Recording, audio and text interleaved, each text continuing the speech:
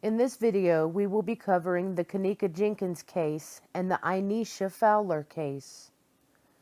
In Part 1, we will be covering the death investigation of KENNEKA Jenkins. In Part 2, we will be covering the disappearance of FOWLER. In Part 3, I will be discussing the theories and stories that people believe happened. This is what we found online. Part 1. Upon doing extensive research on this case, this is what I found out. According to ChicagoTribune.com, this is KENNEKA's timeline of events pertaining to that night. September 8th, 11:30 p.m. KENNEKA Jenkins leaves her West Side home in her mother's car with friends. At first they plan to go to a movie, but instead decide to head to the Crowne Plaza Chicago O'Hare Hotel and Conference Center in Rosemont to attend another friend's birthday party. On the way to the hotel, they stop to pick up a Bluetooth speaker, a bottle of Hennessy cognac, some energy drinks, and some marijuana, the friends later told police. September 9th, 1:13 a.m. Jenkins enters the hotel with 3 other females.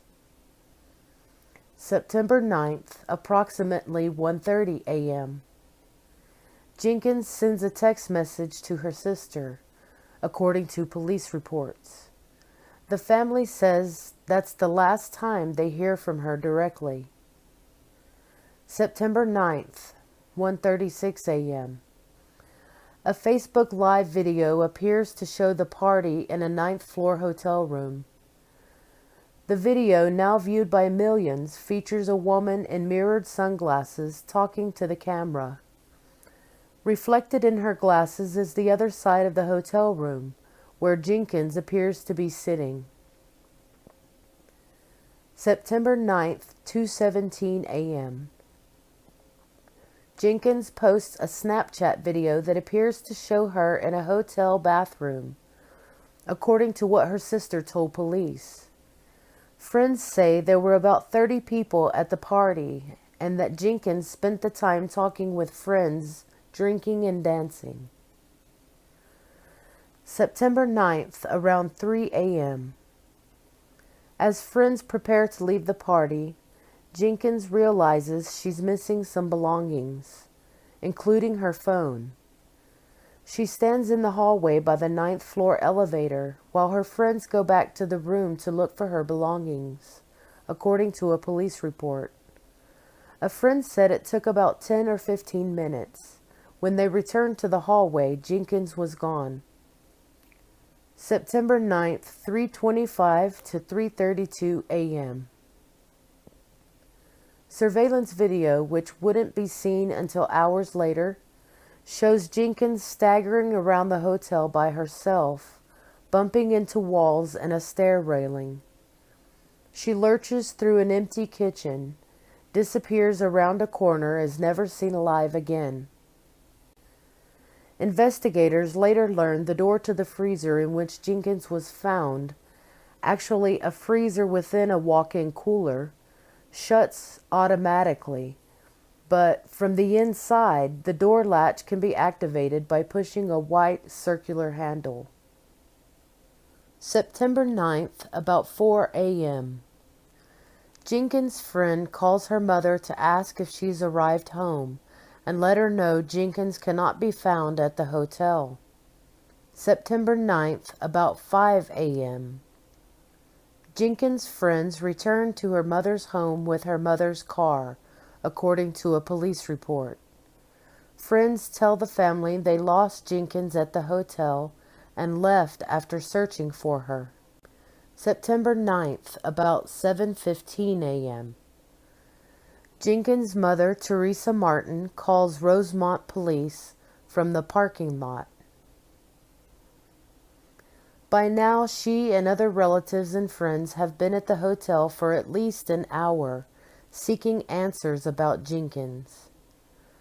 During the call, the dispatcher suggests to Martin that she wait a couple of hours, go home and relax, and see if her daughter shows up, and advises her to come back to police if there's no sign of her.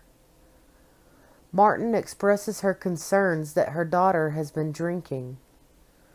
She also asks why her daughter would leave her cell phone behind if she's okay. September 10th, 12:23 a.m. A hotel worker walks through the empty kitchen, goes into the corner where the freezer is located, just outside of the camera's view, and then summons a police officer, according to surveillance video. Jenkins is discovered in a cooler inside a freezer, lying on her side with her face down. One of her shoes is off. A paramedic finds no cardiac activity and says her body is frozen. September 10th, 12:48 a.m. Jenkins is pronounced dead. September 10th, about 1:15 a.m. Police bring Jenkins' mother, who is at the hotel with about 20 of Jenkins' friends and relatives, into a conference room to inform her that Jenkins has been found dead. September 10th, 4:52 a.m. Jenkins' covered body is removed from the freezer on a stretcher. She is wheeled into the empty kitchen, where a worker places a blanket over her and removes the covering from her head and face. September 10th, 5:07 a.m. Jenkins' mother and sister, escorted by officials, enter the kitchen to identify the body. KENNEKA Jenkins was found inside the freezer on September 10th after she disappeared from a room at the Crown Plaza in suburban Rosemont. She had attended a party with as many as 30 other people on the 9th floor and wasn't found until nearly 24 hours after her disappearance, after repeated pleas to the hotel and police by the family. Surveillance videos released by police days later show Jenkins alone, wandering through a kitchen area near the freezer not long after she disappeared. The Cook County Medical Examiner's Office has determined that KENNEKA Jenkins' death at a Rosemont hotel was an accident. She died of hypothermia from exposure to cold in a walk-in freezer, it said. Alcohol intoxication and the use of a drug for treating epilepsy and migraines were significant contributing factors, the police said.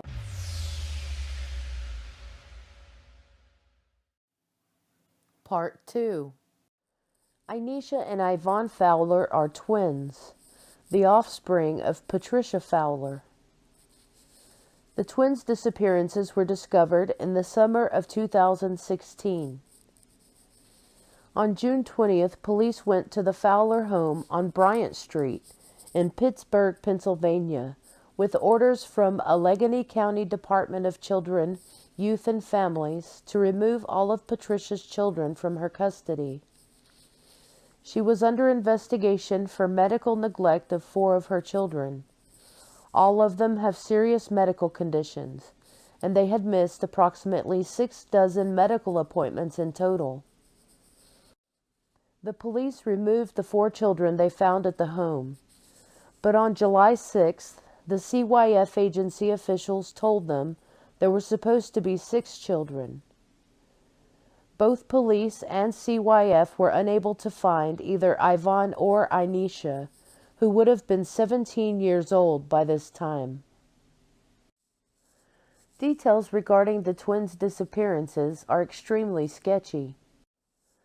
In an interview with WTAE, a Pittsburgh television station, Patricia stated a Cheryl Willis, a friend of the family, had stepped in and helped and taken them, initially to North Carolina about 10 years back.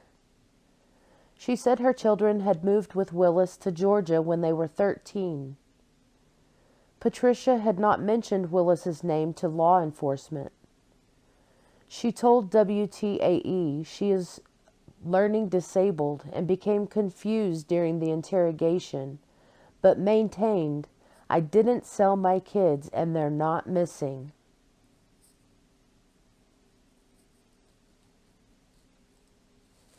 In August 2016, Patricia was charged with endangering the welfare of children, obstructing a child welfare investigation, and concealing the whereabouts of children.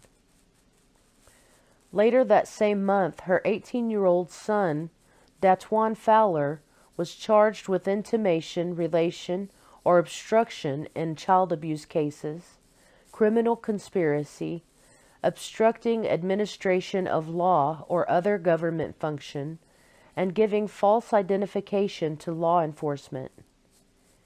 He admitted he had contacted police via a Facebook message and a cellular phone text message, both times claiming he was Ivan and that Ivan and Inesha were in the Atlanta, Georgia area. He told investigators he sent the messages so they would stop bothering him and his mother with questions about the twins' whereabouts. Part 3. Inesha Fowler and KENNEKA Jenkins, the similarities and theories. KENNEKA Jenkins was reported missing September 9th and found September 10th, 2017. Inesha Fowler's date reported missing September 11th, 2016, although it also says 2006 online.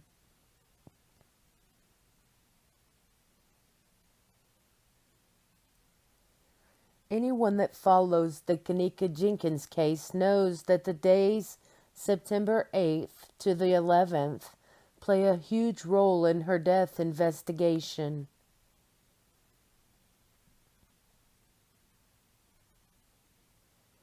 Although Inesha Fowler had been missing for years already, it wasn't until September of 2016 that she was officially reported missing. There was only one photo ever taken of her, which was her baby photo.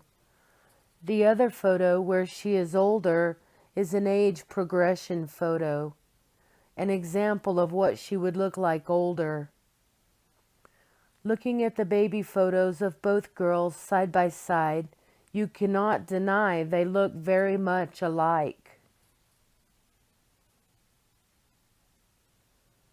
You also can't deny the resemblance on a side-by-side photo of Inesha's progression photo and KENNEKA's photos at around the same age. Upon further research, I couldn't help but notice that KENNEKA's brother, Kenneth Martin, also resembles the age progression photo of Yvonne Fowler, Inesha's said twin. When searching the name Kenny Martin, a photo that KENNEKA posted on social media shows a photo of KENNEKA and Kenny with a headline that says twins. On a post found on KENNEKA Jenkins' old Twitter page, she refers to Kenny as her twin as well. She mentions her brother being her twin more than once. That has people all over the online world wondering if KENNEKA Martin and Kenny Martin are the missing twins. KENNEKA Jenkins' death anniversary and vigil was just celebrated at the actual place where she died, Crowne Plaza in Chicago, along with another protest that her mother held. KENNEKA still does not have a tombstone. There's still no death certificate proving a KENNEKA Jenkins Martin ever even died. With that being said, it's no wonder people are going crazy trying to find out what really happened to KENNEKA, if that is indeed her real name, or if she's indeed Inesha Fowler, the missing twin. YouTubers and many Facebookers also believe that KENNEKA Jenkins is a made-up character, and that this was a government psyops. People also believe that the book, The Case of Breonna Jenkins, has something to do with the storyline of KENNEKA Jenkins' case. We took it upon ourselves to research that as well. The author of the book was Ken Was Here. Upon searching for Kenny Martin, we stumbled upon his old Twitter account, and his username is also Ken Was Here. Upon searching KENNEKA's posts on Twitter, we discovered that KENNEKA Martin had also been living in the same states where Inesha and Yvonne Fowler had also lived. What all this has to do with each other is the question many people are still trying to figure out. KENNEKA Jenkins case files are being updated almost daily on the Rosemont Police Department website. It has people wondering why case files are still being updated if KENNEKA's death was ruled an accidental death caused by hypothermia. The case has been closed. Why is it being updated or modified? Is what people are asking. If Inesha Fowler went missing 10 years ago, why did they file a missing persons report just this last year? Inesha Fowler's mother said she sold them to a close friend. It has everyone wondering if that said friend was or is Teresa Martin, KENNEKA Jenkins' known mom. These two cases are unsolved mysteries, and we may just never know what really happened to them.